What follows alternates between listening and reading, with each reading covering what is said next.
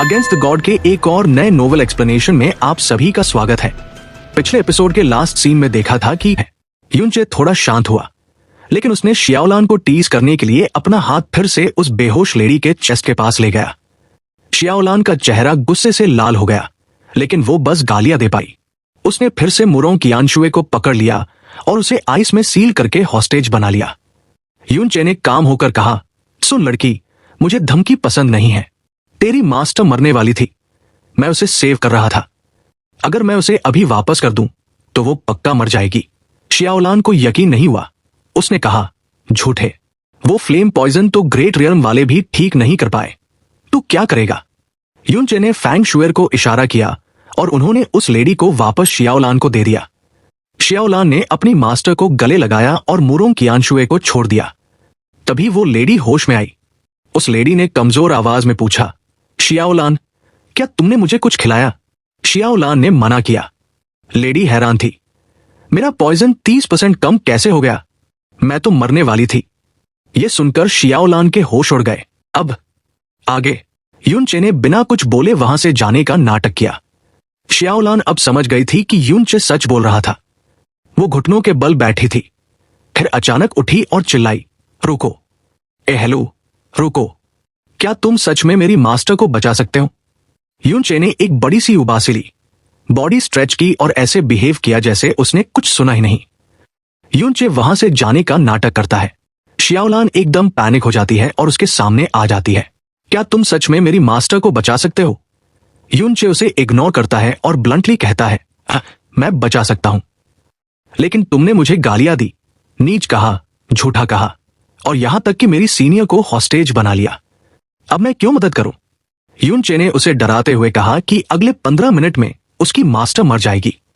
ये सुनते ही शियाओलान रोने लगी और बार बार माफी मांगने लगी। मेरी गलती थी, मुझे माफ कर दो, प्लीज मेरी मास्टर को बचा लो। युनचे उसे छेड़ता रहा, क्या मैं अभी भी झूठा हूं? क्या मैं अभी भी नीच हूं? शियाओलान बेचारी इतनी डरी हुई थी कि उसने हर बात मानी। युनचे ने देखा कि लड़की पूरी तरह टूट चुकी है, तो उसने एक्टिंग थोड़ी कम की, लेकिन तभी उसने एक ऐसा कंडीशन रखा जिससे सबके होश उड़ गए। उसने कहा, तुम्हारी मास्टर का इलाज 1 महीने चलेगा और उस 1 महीने तक तुम्हें मेरे साथ बेड शेयर करना होगा। दिन में मेरी सेवा और रात में मेरे साथ सोना होगा। शियाओलान और बाकी सब लड़कियां शॉक में थी। शियाओलान का चेहरा सफेद पड़ गया। ये कैसे हो सकता है? युनचे ने कहा, मैं तो नीच हूं ना, तो नीच वाली शर्तें ही रखूंगा। शियाओलान रोने लगी और तब फैंग शुएर ने बीच में आकर युनचे को रोका। उसने बताया कि युनचे बस मजाक कर रहा है। युनचे ने फिर सीरियस होकर कहा, ठीक है, बेड वाली शर्त कैंसिल, बस मेरे कुछ सवालों का जवाब दो। शियाओलान ने राहत की सांस ली। युनचे ने पूछा, तुम्हारा नाम क्या है? लड़की ने डरे हुए बताया, मेरा नाम सितु लानलान है और मास्टर ने मुझे मु शियाओलान नाम दिया है। युनचे का सिर चकरा गया। इतनी डेंजरस प्रोफाउंड स्ट्रेंथ वाली लड़की का नाम इतना चाइल्डिश, और वो सिर्फ 19 साल की थी। 19 साल की उम्र में शुआनयुआन बेंटियन से ज्यादा ताकतवर। ये सुनकर युनचे और बाकी सब सन्न रह गए। युनचे ने अगला सवाल पूछा, तुम दोनों कहां से आई हो? शियाओलान पहले हिचकिचाई, लेकिन फिर पैनिक में बता दिया, हम स्नो सॉन्ग रियल्म से हैं। युनचे के दिमाग की बत्ती जली। उसने पूछा, क्या ये स्नो सॉन्ग रियल्म उस जगह का हिस्सा है जिसे रियल्म ऑफ दी गॉड्स कहते हैं? शियाओलान हैरान रह गई, तुम्हें हमारे गॉड रियल्म के बारे में कैसे पता? बूम, कंफर्मेशन मिल गया।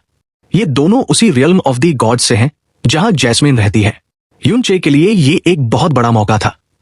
वो जैस्मिन के बारे में जान सकता था और शायद वहां जाने का रास्ता भी।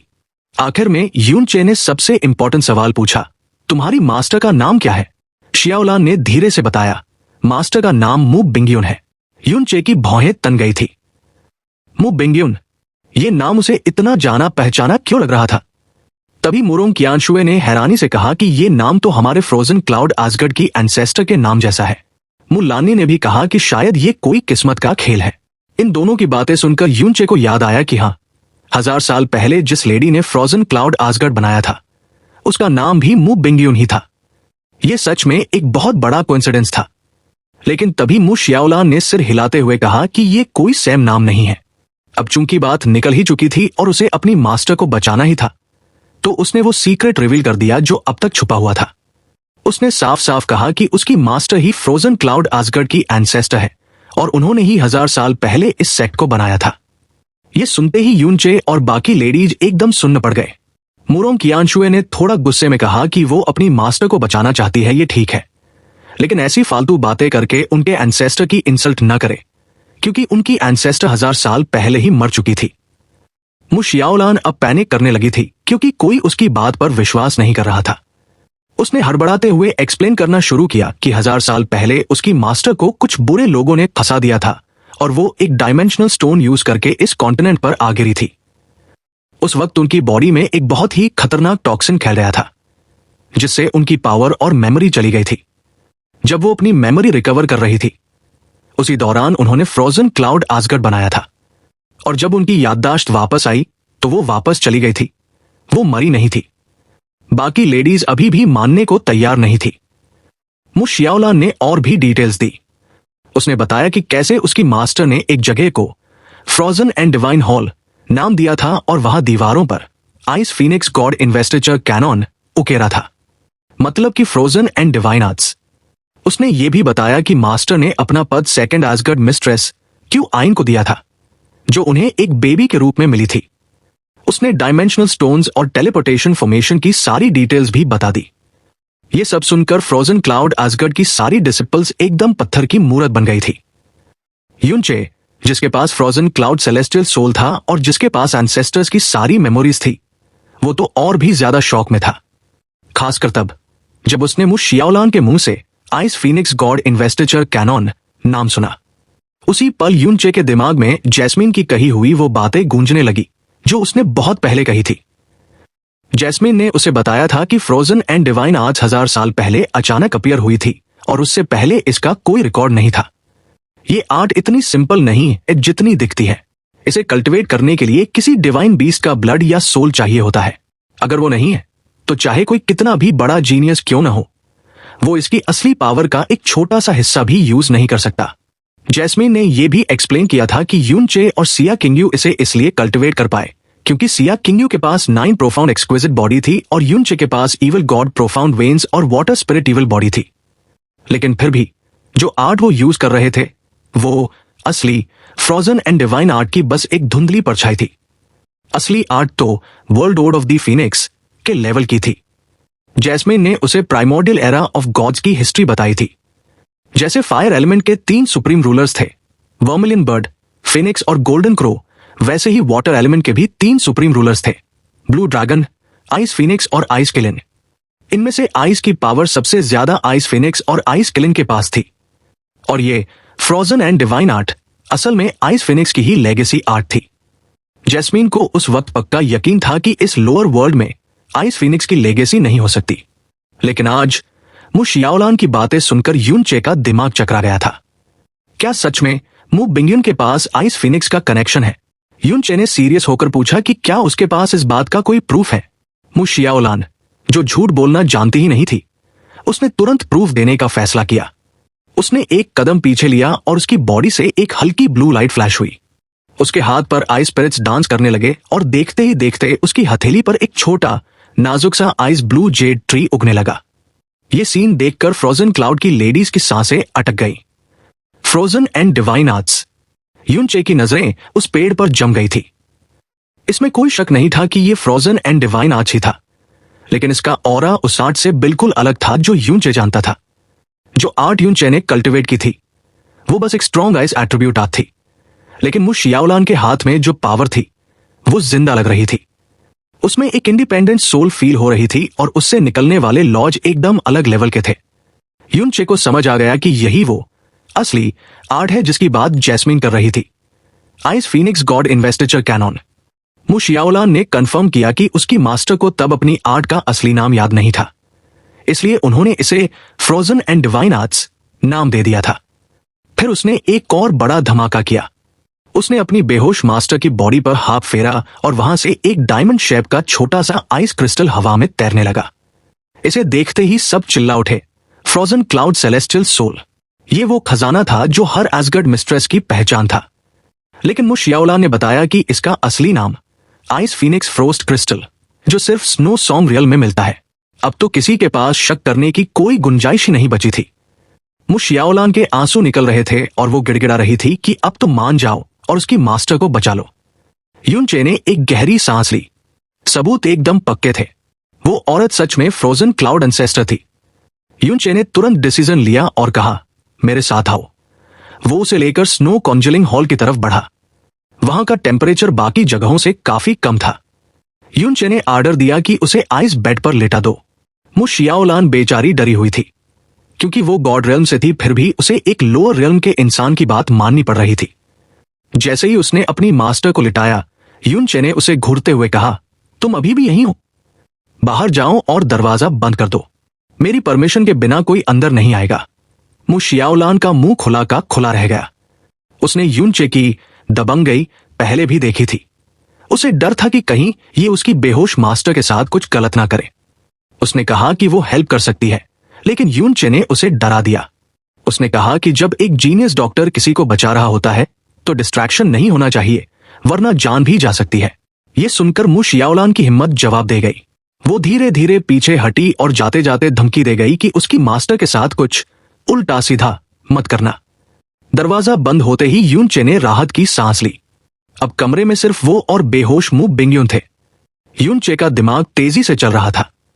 जैस्मीन की बातों और अभी के सबूतों से ये तो कंफर्म था कि ये लेडी गॉड रियल्म से है, लेकिन यही बात युनचे के लिए सबसे बड़ा खतरा भी थी। युनचे के पास स्काई पॉइजन पर्ल था, जो एक डिवाइन ऑब्जेक्ट है। जब वो पहली बार जैस्मीन से मिला था तो जैस्मीन ने उसे एक नजर में पहचान लिया था। इस लेडी के अंदर जो टॉक्सिन था वो उसकी सोल तक में फैल चुका था।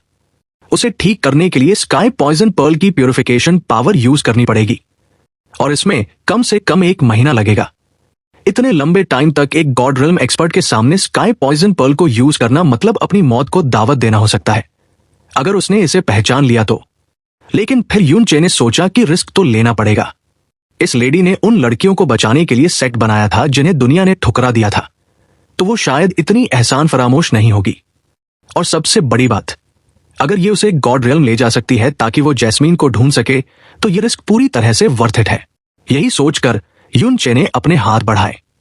उसने तुरंत स्काई पॉइजन पर्ल को एक्टिवेट नहीं किया, बल्कि पहले रेज गॉड की पावर को सर्कुलेट किया। उसके हाथों में एक हल्की प्यूरिफिकेशन लाइट चमकने लगी और उसने अपनी हथेलियां मु बिंगयुन की छाती के ऊपर रख दी, ताकि हेवन और अर्थ की एनर्जी उसकी लाइफ वेन में फ्लो कर सके। युनचे ने अपना दिमाग शांत किया और स्काई पॉइजन पर्ल की प्यूरिफिकेशन पावर के साथ रेज गॉड्स पावर को मु बिंगयुन की बॉडी में सर्कुलेट करना शुरू किया। जैसे ही उसने चेक किया, उसे रियलाइज हुआ कि मामला काफी सीरियस है। हालांकि ये पॉइजन जैस्मीन के पॉइजन जितना डेंजरस नहीं था, लेकिन प्रॉब्लम यह थी कि 1000 ईयर्स से बॉडी में रहने की वजह से इस पॉइजन ने एक पॉइजन स्पिरिट का फॉर्म ले लिया था। ये कोई नॉर्मल स्पिरिट नहीं थी। ये पॉइजन स्पिरिट सीधे मु बिंगयुन की सोल और लाइफलाइन से कनेक्ट हो चुकी थी। मतलब अगर युनचे ने जबरदस्ती स्पिरिट को मारने की कोशिश की तो मु बिंगयुन भी मारी जाएगी, और अगर मु बिंगयुन मर गई तो ये स्पिरिट आजाद होकर एक इंडिपेंडेंट मॉन्स्टर बन जाएगी। सीन एकदम डू और डाई वाला था।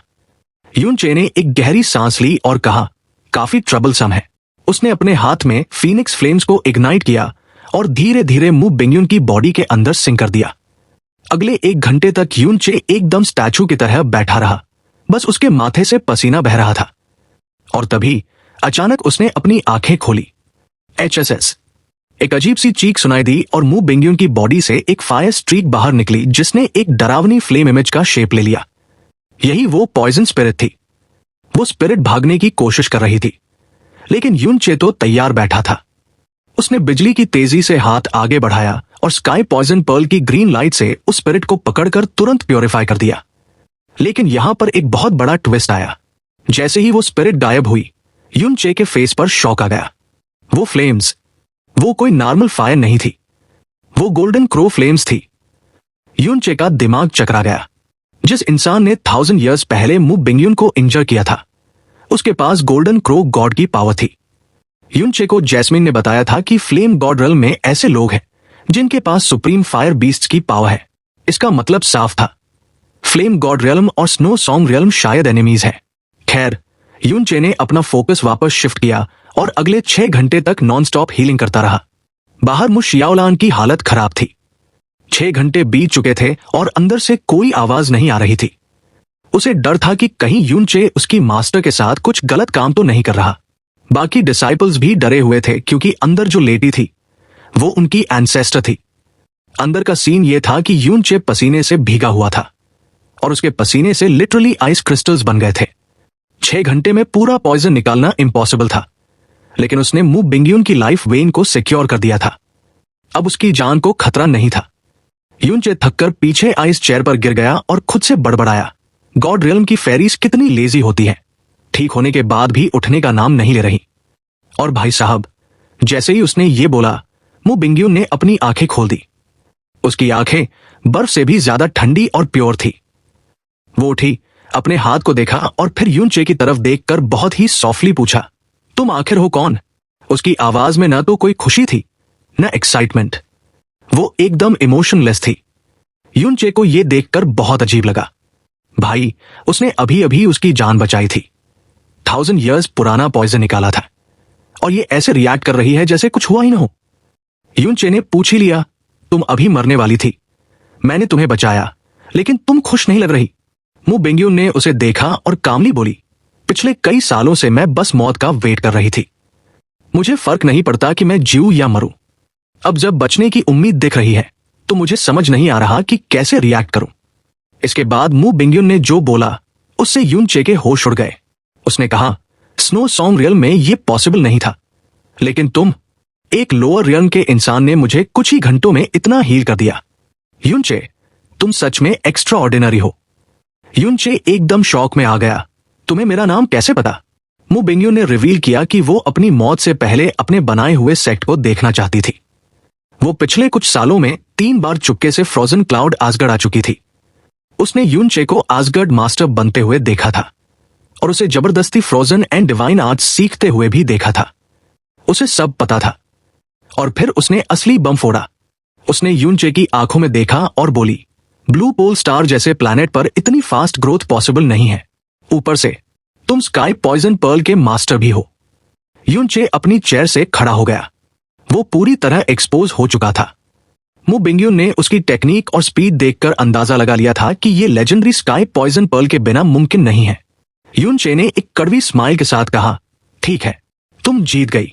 मू बिंगयून ने अपनी आंखें बंद कर ली और बोली, चिंता मत करो, तुमने मेरी जान बचाई है। मैं ये बात किसी को नहीं बताऊंगी। यूनचे ने राहत की सांस ली। अब जब राज खुल ही गया था तो उसने भी सीधे पॉइंट पर आने का फैसला किया।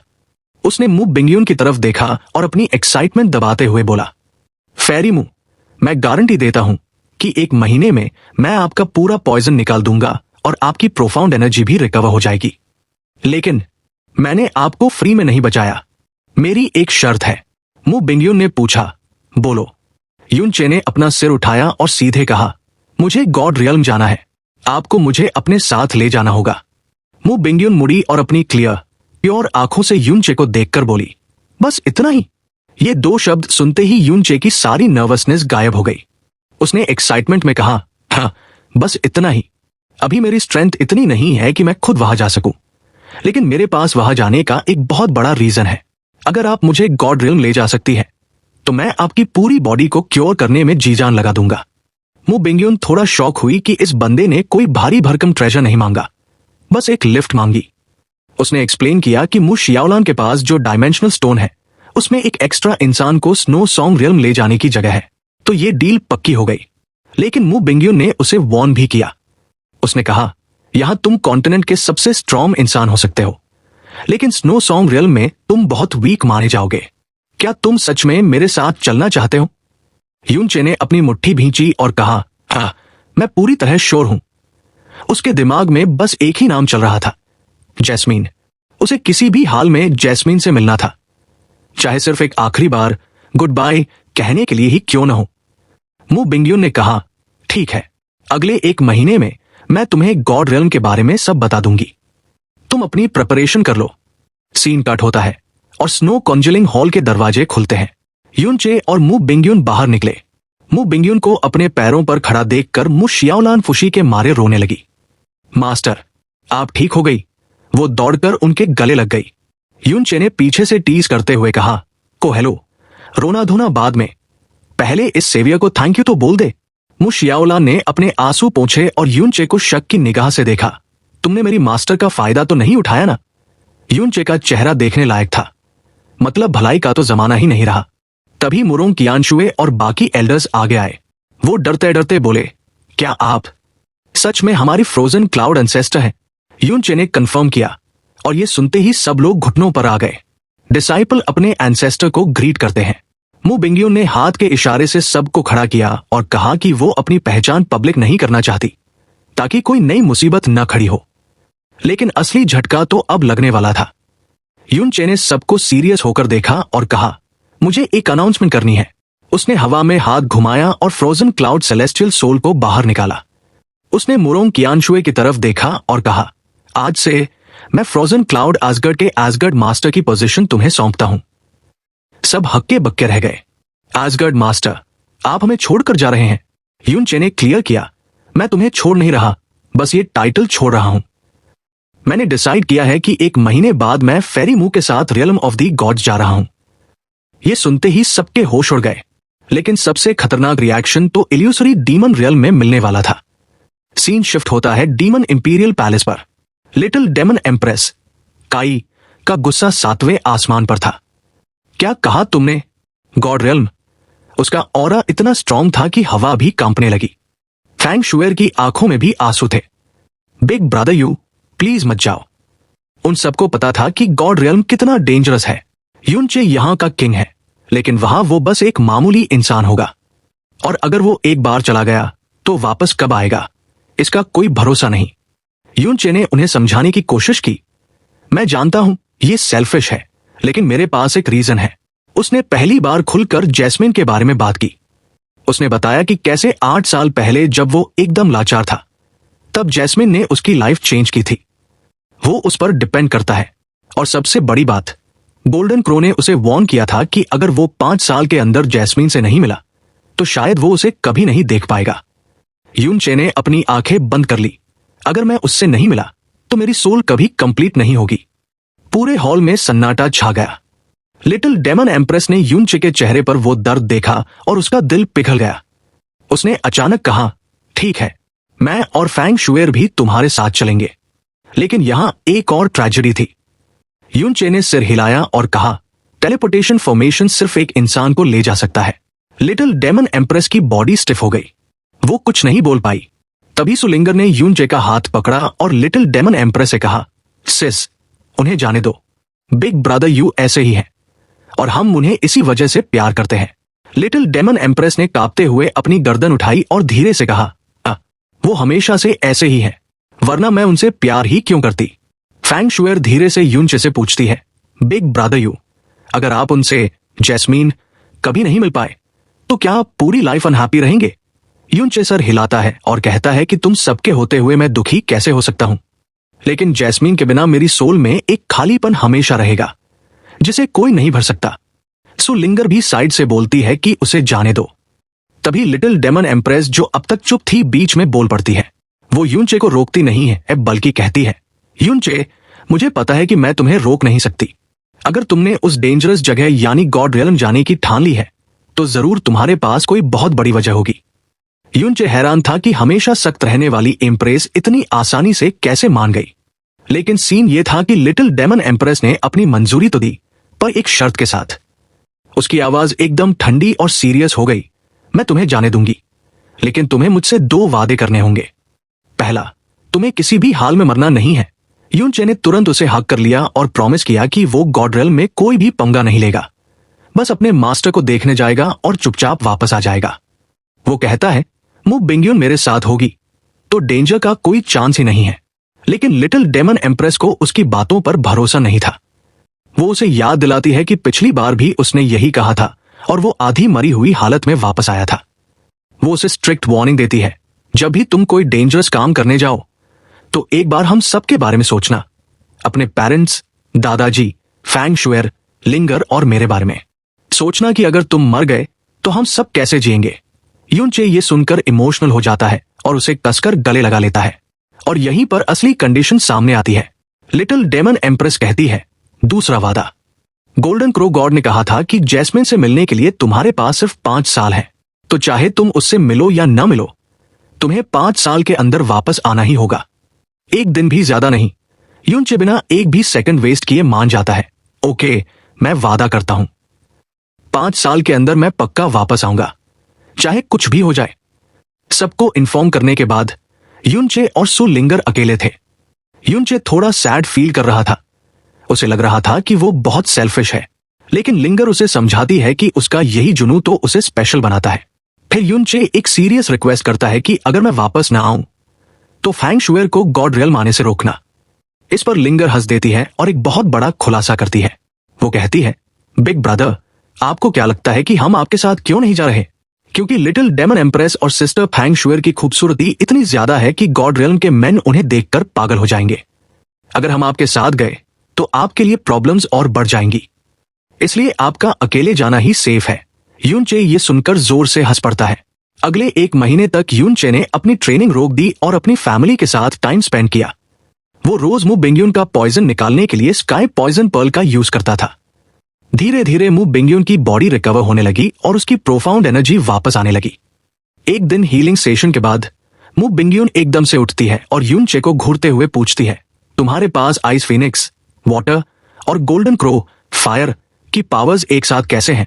फायर और वाटर एक दूसरे के दुश्मन हैं, फिर भी तुमने उन्हें फ्यूज कर लिया। ऐसा सिर्फ तभी पॉसिबल है अगर तुमने किसी ऐसी औरत के साथ डुअल कल्टीवेट किया हो जिसके पास लेजेंडरी 9 प्रोफाउंड एक्सक्विजिट बॉडी हो। यूनचे के पसीने छूट जाते हैं।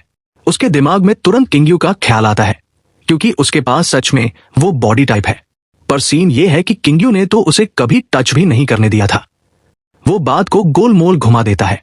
फिर वो टॉपिक चेंज करने के लिए पूछता है, फेरीमू, वो टेलीपोर्टेशन फॉर्मेशन जो आपने 1000 साल पहले छोड़ा था, वो कहाँ भेजता है? मु बिंगयुन बताती है कि वो रैंडम है, लेकिन उसकी रेंज बहुत ज्यादा है, शायद गॉड रियल्म तक भी। ये सुनकर यूनचे थोड़ा निराश होता है और सोचने लगता है, किंगयू, तुम अब कहाँ हो? चैनल को सब्सक्राइब, वीडियो को लाइक और हाइप कर दो। साथ ही ऐसे ही रेगुलर वीडियोस के लिए आप मेंबरशिप ले सकते हैं। फर्क नहीं पड़ता आप कौन सी मेंबरशिप ले रहे हैं। कम लेवल वाली भी अगर आप मेंबरशिप लेते हैं तो इससे मेरी बहुत हेल्प हो जाएगी। इससे मुझे मोटिवेशन मिलेगा। साथ ही फ्यूचर में ऐसे ही और कमाल के वीडियोस आते रहेंगे। हमें सपोर्ट करने के लिए आप सभी को दिल से शुक्रिया।